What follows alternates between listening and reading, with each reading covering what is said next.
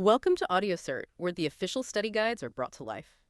Hello, and welcome to the Deep Dive. This is the show where we really try to give you that essential shortcut, that clear path to being genuinely well-informed on the critical topics shaping our professional lives. You know that feeling, where you finally cut through all the noise and land on the core insights that, well, that actually matter. That's what we're always aiming for here. And today, we're diving into something pretty significant in the professional world, a credential that really stands out. It's the Project Management Professional, or PMP certification. Now, this isn't just, another line on your CV. It's globally recognized. It basically signals competence, real experience in leading complex projects. And let's face it, in today's business world, which is incredibly dynamic, that ability, it's not just nice to have, it's absolutely crucial. Crucial for your career, sure, but also for the success of pretty much any organization. That's a really fundamental point you've raised there. The PMP designation, it really does go far beyond just being a credential on paper. It signifies a deep understanding and, crucially, the application of a whole framework of best practices in project management. Think of it maybe less like just a certificate and more like a shared language, almost like a universal operating system for tackling complex stuff. It's all about making sure everyone involved in a project, doesn't matter what their role is or their industry background, can basically work from the same playbook. It fosters, a baseline of professionalism, definitely clarity, and effectiveness, building that mutual understanding, cutting through the potential confusion. Right. And to really get our heads around the impact of this framework, we need to go right back to the beginning, to the foundation.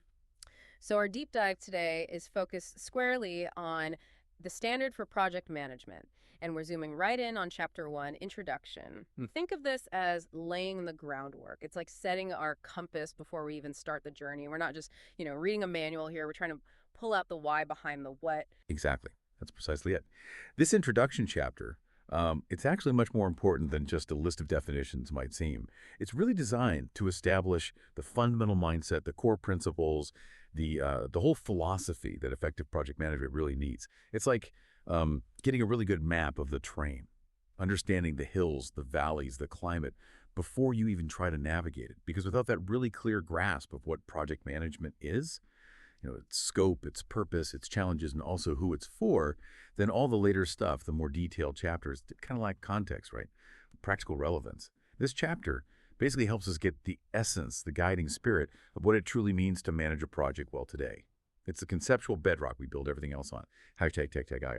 Understanding the standard for project management. Okay, so let's dive right in then. The overall structure of this document, the standard for project management. Before we even get into the details of Chapter 1, why is it so important for us, people trying to get to grips with the PMP world, to understand how this whole thing is put together? What are the main parts? Yeah, understanding the architecture, the structure of the standard is absolutely key because it shows you the logical flow, the deliberate path it takes you on. It's not just a random collection of ideas. It's a really carefully organized guide built to, build your understanding step by step. So the document is basically broken down into three main sections, logical sections. The first one, as you said, is the introduction. That's our focus today. This part meticulously sets the stage. It defines the overall context, the purpose of this standard, and it outlines those key terms and concepts that become our common language. It's a crucial first step, making sure everyone starts from the same place, the same mental model. Okay, the introduction. Got it. What's next? The second section is titled A System for Value Delivery. Now, this moves beyond just looking at individual projects. It's a really fascinating look at how projects don't just exist in a bubble, right? They actually fit into an organization's bigger strategic goals. It digs into the organizational structures, the processes, the whole environment that helps projects actually create value.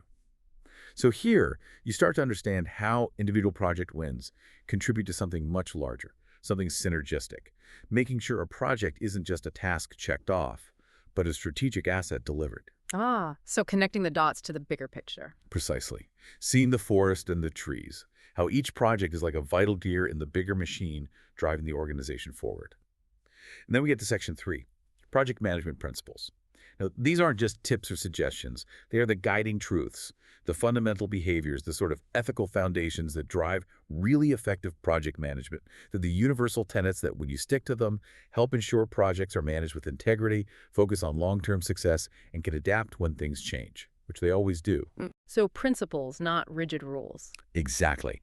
They represent the why and the how of really good project leadership. So together, These three sections, starting with the foundational definitions, moving to strategic impact, and then the guiding principles they build on each other. They create a really comprehensive, holistic view of project management. It's the complete picture, starting right here with the fundamentals we're exploring now, designed to equip you for pretty much any project challenge you might face. Okay, right. Let's unpack this first section a bit more then. It sounds like the standard is trying to solve a pretty big problem.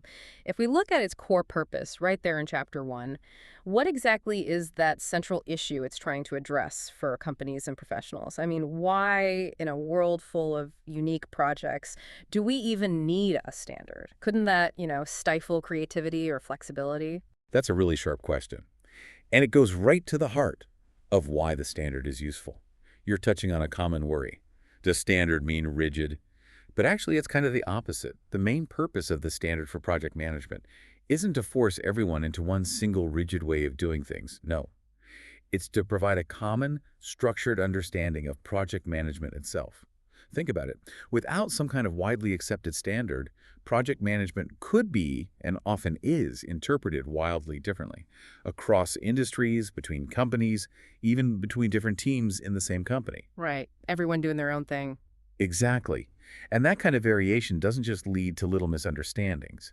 It causes real inefficiency, misaligned expectations, and frankly, a much higher chance of project failure. It's like trying to navigate a huge, busy city where everyone speaks a slightly different dialect or maybe even totally different languages. Communication just breaks down, expectations diverge, collaboration becomes incredibly difficult. Okay, so the standard aims to fix that communication breakdown. Precisely. It cuts through that potential chaos. It gives us a shared understanding, like universal sheet music for project teams. So when someone talks about risk management or stakeholder engagement, everyone basically understands the same core idea no matter their specific project or industry. And this alignment, it's not just about using the same words. It's vital for effective communication, for setting clear shared expectations, and for making project success much more achievable because everyone is quite literally on the same page. It actually enables flexibility, but within a consistent framework. Now, beyond just providing this common ground, the standard is really carefully designed to enable intended outcomes. Outcomes, not just outputs. You mentioned that distinction earlier. Yes, and it's critical in modern project management. It's not just about completing tasks or delivering a thing anymore. It's about achieving the desired results, creating actual benefits and value.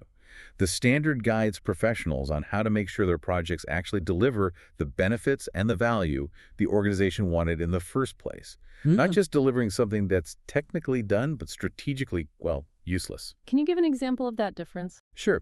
Think about a big public works project, like upgrading a city's public transport system. The outputs might be, new train lines, refurbished stations, updated ticket machines, tangible things. But the intended outcomes are much bigger. Shorter commute times for thousands of people, maybe a big drop in carbon emissions, economic growth in areas that were poorly served before, just generally better urban mobility. The standard helps project managers keep their eye on those real beneficial outcomes. Because without that focus, you could deliver all the physical outputs perfectly, on time, on budget. But if they don't actually solve the core transportation problems, if commute times don't improve, then from a value perspective, the project hasn't really succeeded. I see. So it shifts the focus from just doing the work to making a difference. Exactly. It turns project management from just logistics into a strategic value creation activity. And what's really amazing, what makes this standard so powerful, is its universal applicability. This isn't some niche document just for, say, software developers. It's designed to work across boundaries. Industry, whether you're in tech building AI or healthcare developing drugs or construction putting up skyscrapers, finance launching products, or even a nonprofit running aid campaigns, the core principles apply. The underlying challenges managing scope, expectations, resources change. They're surprisingly similar everywhere. Okay, so it works across different fields. Absolutely. And also, location. Yeah. We live in a global world now, right? Teams collaborate across time zones, across cultures. The standard gives everyone a common reference point, which helps collaboration run smoothly, ensures consistency no matter where people are. Size, it scales.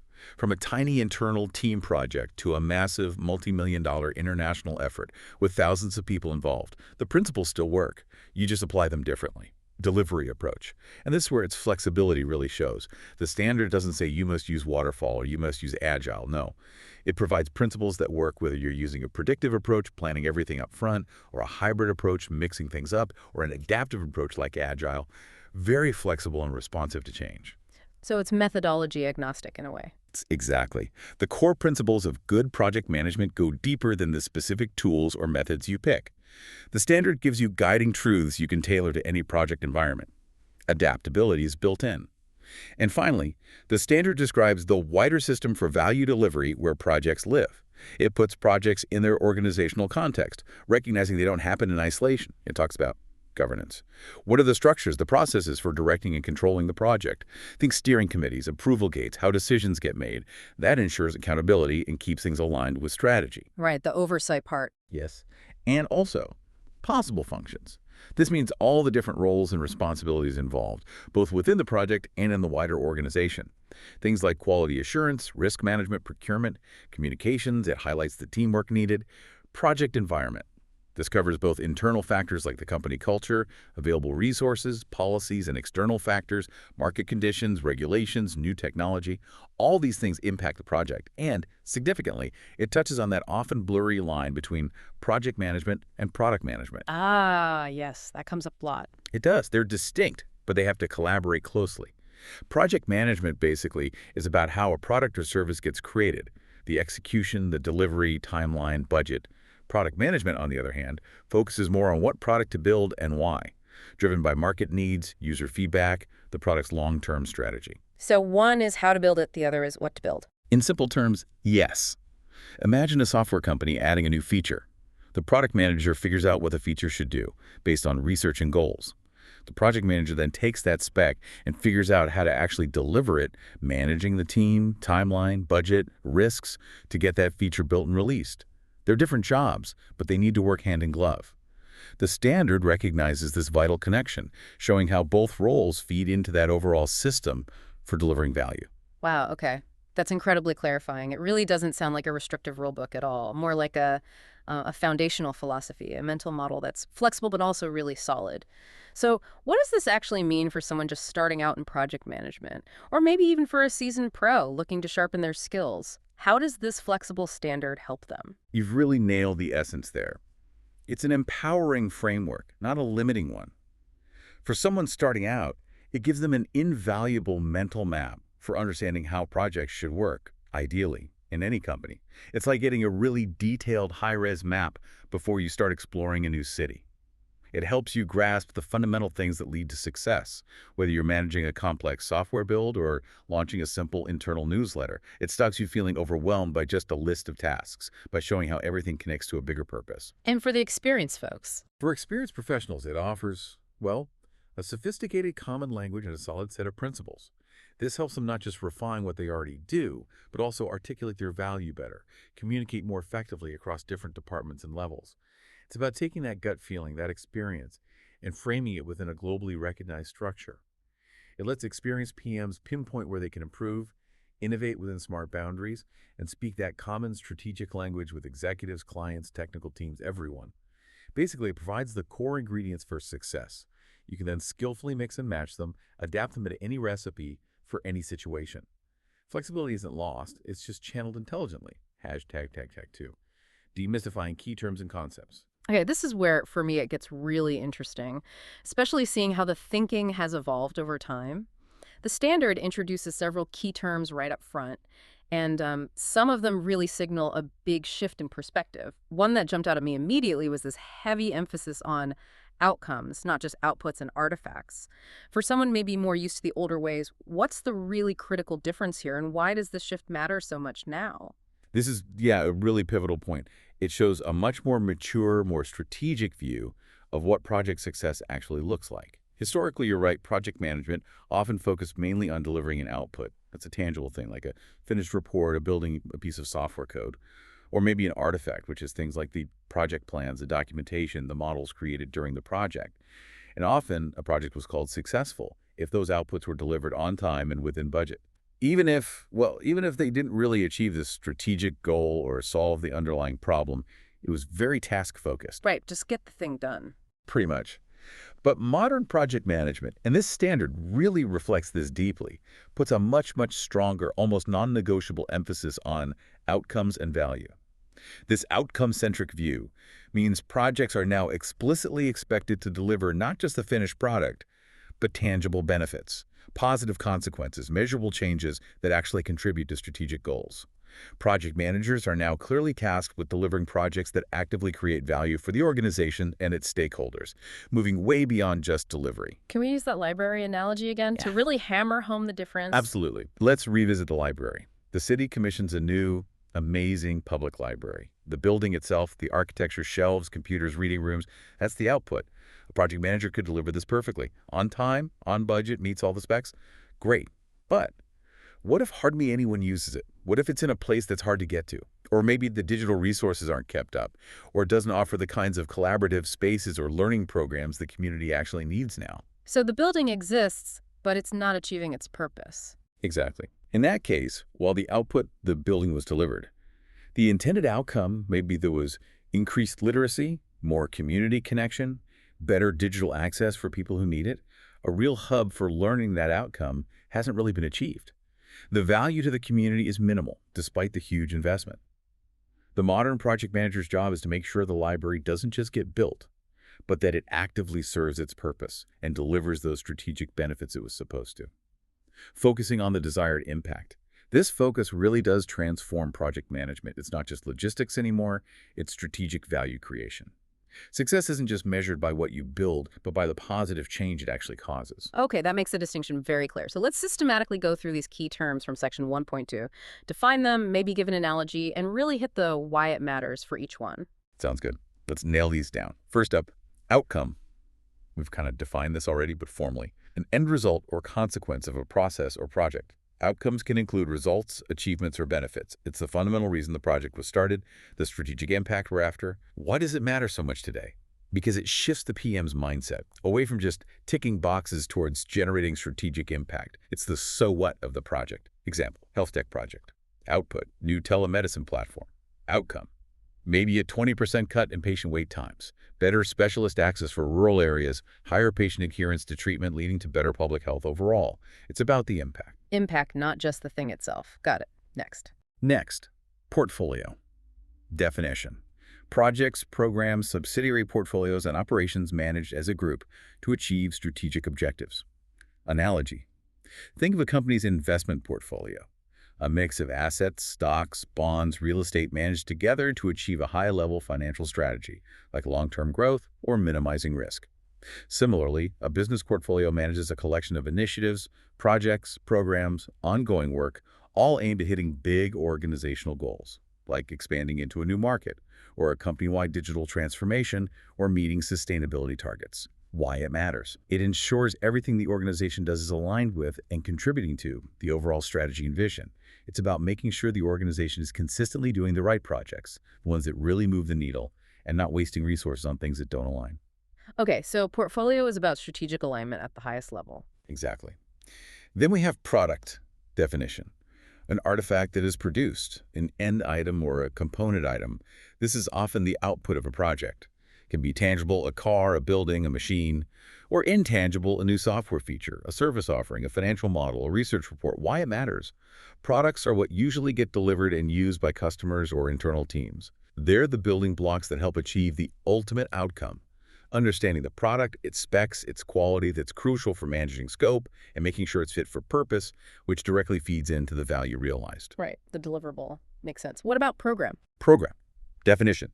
Related projects, subsidiary programs, and program activities managed in a coordinated way to obtain benefits not available from managing them individually. Analogy. Think about building a whole new housing development. That's likely a program. It's not one project, but many related ones. Land acquisition project, infrastructure, roads, sewers project, maybe multiple house construction projects, landscaping project, marketing project. Managing these separately would be chaotic and inefficient.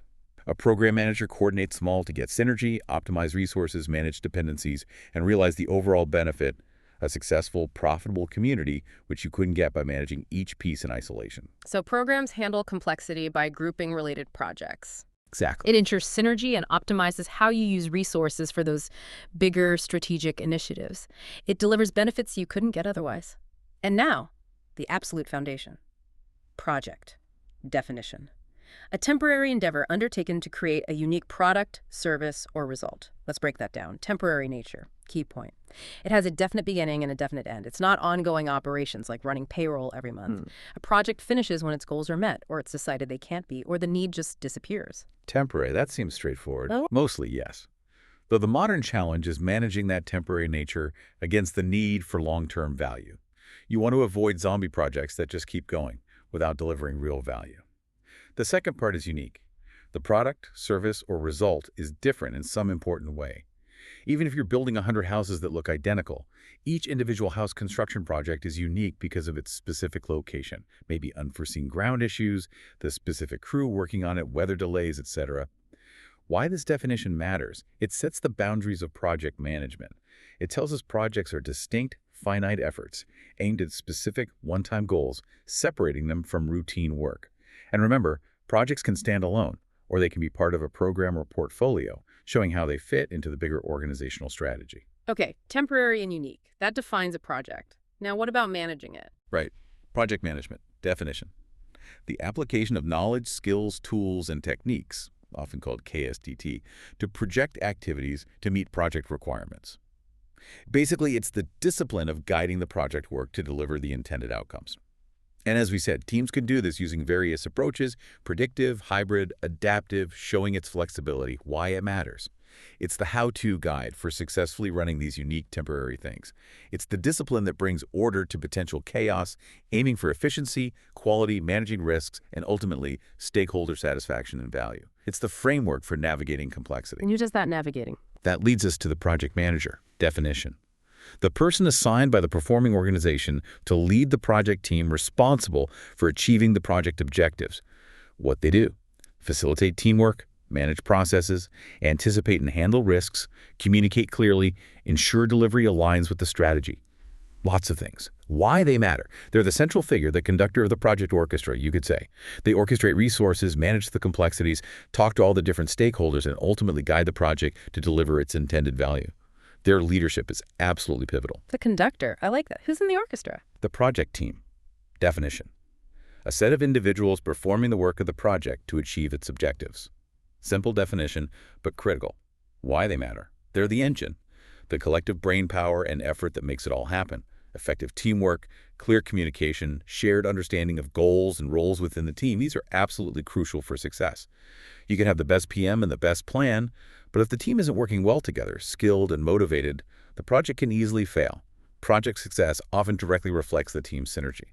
Okay, so we have projects, managed by PMs, executed by teams. How does this fit into the bigger company picture again? That brings us back to the system for value delivery. Definition. A collection of strategic business activities aimed at building, sustaining, and advancing the organization. Portfolios, programs, projects, operations, they're all interconnected parts of this system. Why it matters.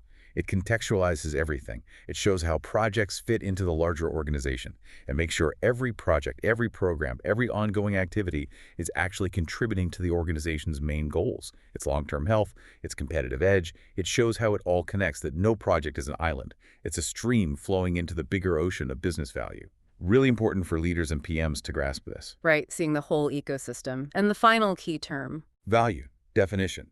The worth, importance, or usefulness of something.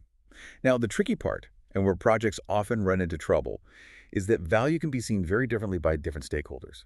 It's multifaceted. It could be tangible things, specific product features, a clear return on investment, ROI, increased revenue, better efficiency, but it also includes equally important intangible things: contribution to people, communities, the environment.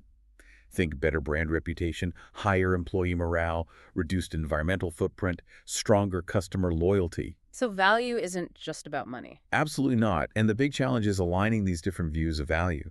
A project might deliver something technically perfect, a great output. But if it doesn't provide the value that the key stakeholders actually need or perceive, then it hasn't truly succeeded in this modern holistic sense. This requires really understanding stakeholders, constantly engaging with them, skillfully negotiating to make sure their diverse ideas of value are addressed. Wow. Okay, that was a fantastic run through of some really critical vocabulary.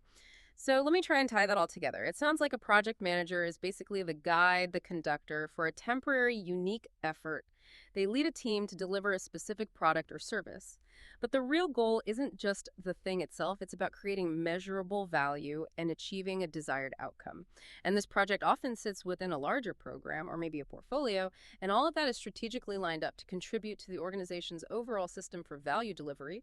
Did I kind of get the flow there, connecting those dots? That is an absolutely outstanding summary, yes.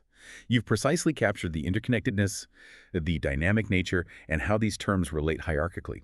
And more importantly, you've articulated how understanding the what and the why of each term lets you see the whole picture, how project management really drives organizational value strategically.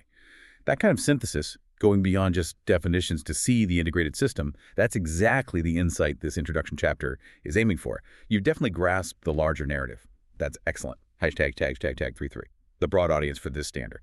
Okay, so given this whole comprehensive framework, all these interconnected ideas, who exactly needs to pay attention to this standard? Is it really just for people like us aiming for the PMP certification? Or is the audience for the standard for project management actually much, much wider than that? It feels like it touches way more than just the PM role. You've absolutely hit on a crucial point there. And the standard itself is very clear about this. It's intended as a foundational reference for all stakeholders. Anyone participating in or even impacted by a project is definitely not just for certified project managers. It's designed to be a universal reference, a common language that cuts across specific roles or departments. Why make it so broad, though? What's the benefit? Well, the benefit is huge.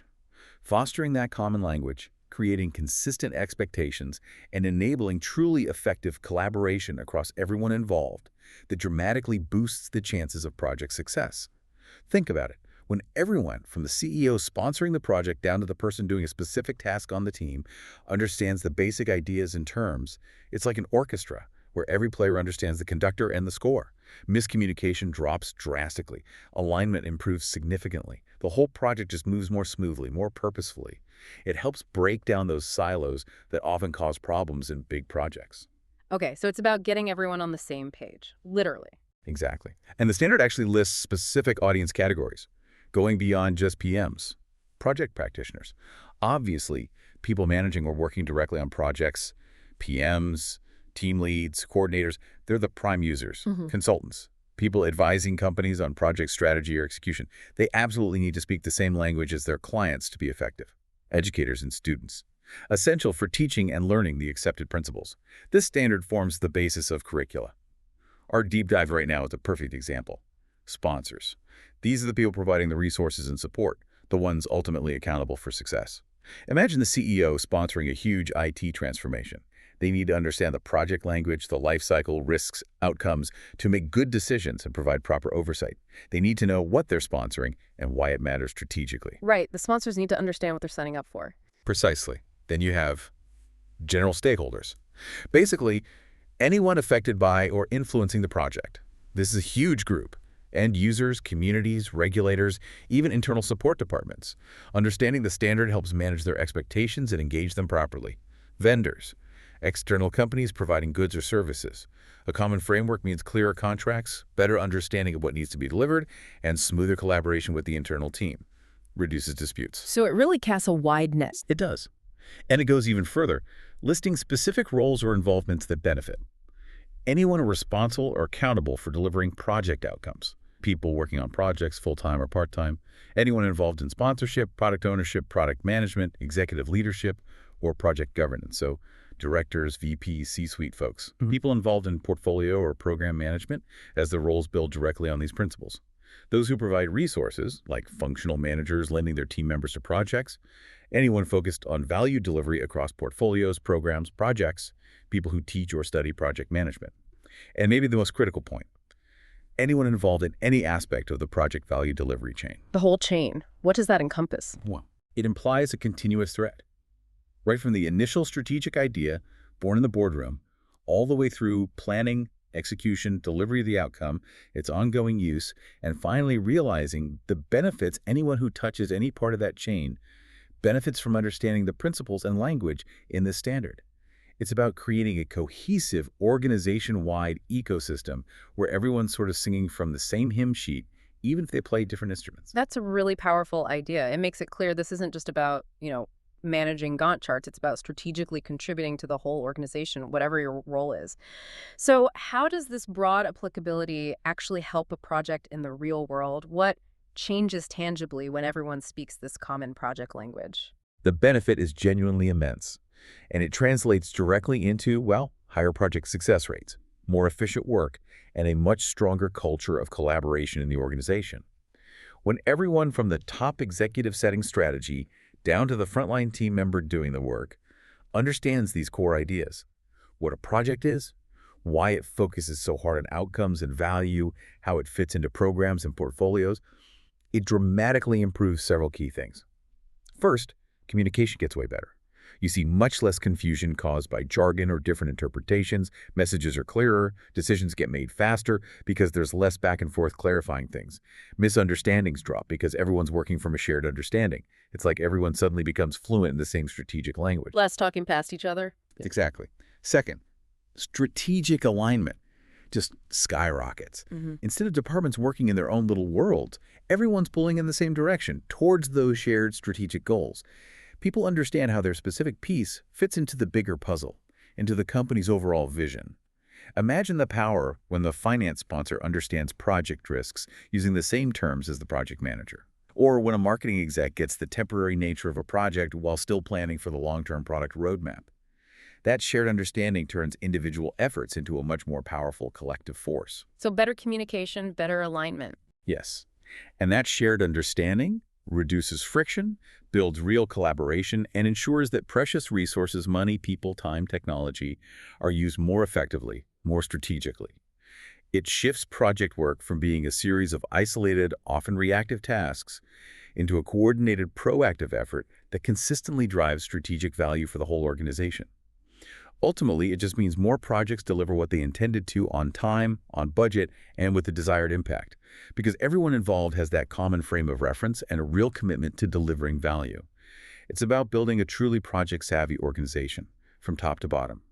Hashtag key learning points, a recap. Okay, so let's try and wrap our heads around this. What does this all really mean for us? Let's quickly pull out some of the big ideas, the really crucial takeaways from this deep dive into just the introduction, Chapter 1, of the Standard for Project Management. Absolutely. Let's distill it down. For everyone listening, the critical takeaways, the real must-remembers from this foundational Chapter 1 are probably these. First, remember the standard's purpose. It's not just a rule book. It's a universal, flexible foundation for understanding and doing project management well. Its main goal is to help achieve intended outcomes, and it works across all industries, project sizes, and delivery approaches, predictive, hybrid, or adaptive. Think of it as the unifying language for project success everywhere. The universal language. Got it. Second, that big modern shift to an outcome and value focus. We really hammered this point, but it's central. The goal isn't just delivering outputs or artifacts anymore. Modern project management is fundamentally about delivering meaningful outcomes and showing real, demonstrable value to the organization and its stakeholders. Projects are strategic tools for creating tangible benefits, not just tasks to check off a list. Outcomes over outputs. Value is key. Third, getting clear on the key distinctions and, importantly, how the core terms connect. We defined projects temporary, unique efforts, different from ongoing operations. We saw how they fit into programs, coordinated groups of related projects managed together for benefits you wouldn't get otherwise. And how programs and projects fit into portfolios collections managed at a high level to meet strategic organizational goals. Understanding that hierarchy, that connection, is vital for seeing the big picture. Project, program, portfolio, and how they link. Okay. And finally, we really stressed a broad audience for this standard. These principles aren't just for PMs, they're relevant and beneficial to everyone involved in a project's life cycle, from the people doing the work right up to the executives providing sponsorship and governance. That broad shared understanding is what really enables effective collaboration and dramatically increases the chances of project success and delivering that strategic value. Yeah, it really hammers home that project management isn't just some technical skill set stuck in one department. It's actually a core strategic capability that touches every part of an organization, from its daily work right up to its biggest future plans. It's like a universal language for turning ideas into real impact. Hashtag closing note. Absolutely.